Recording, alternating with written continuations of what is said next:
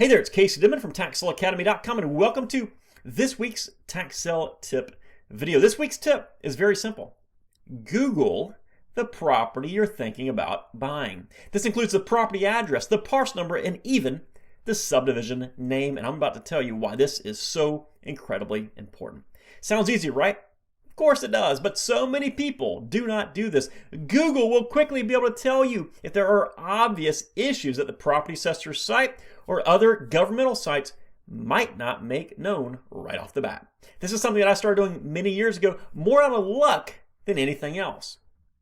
I was really interested in this property that was being sold. It was a beautiful two-story house. The opening bid was relatively low, and I'd done all my research. It was definitely on my to-buy list. Then I searched the address in Google just to see how close it was to where I was staying at. Usually, I'll search in Google Maps, but this particular time I mistakenly typed the address directly into Google instead of Google Maps. The first 10 articles were news articles about this house.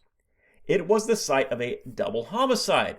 Months after the homicide and about a week before I found it on the tax sale list, the house mysteriously caught fire and it was left very charred.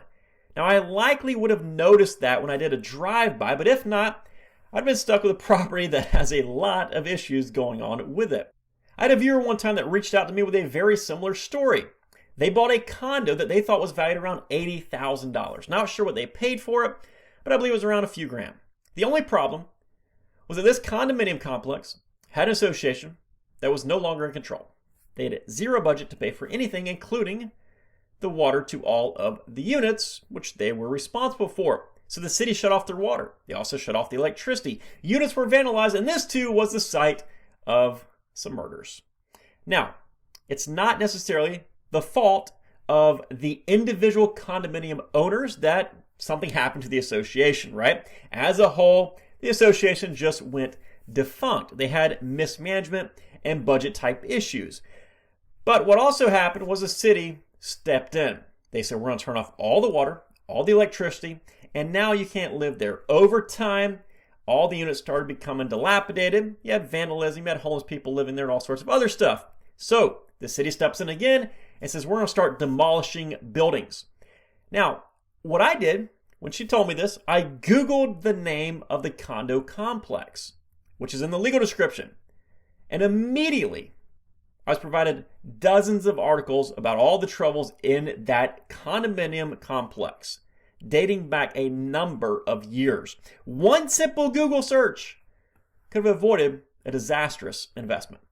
In addition to the address, the subdivision name, and perhaps even the condo association name, Googling the parcel number will sometimes pull up historical property records, including perhaps violations that you did not see anywhere else, or even previous tax sale histories, which indicates it's a frequent flyer and might be there for a reason and you might want to avoid it. So that's what I have for you this week. It's simple. It is very much to the point. It's also free and it can be incredibly informative. A simple copy and paste into Google can prevent major issues down the road. So make sure you do that with all the properties you're thinking about buying, in addition to all the other required research. That's all I got for you this week. If you're interested in learning about the tax sale business, what I consider the most incredible business on earth, make sure you check out our show notes for lots of helpful links, including one to our primary site at TaxSaleAcademy.com. Hey, take care and make it a successful day. See ya.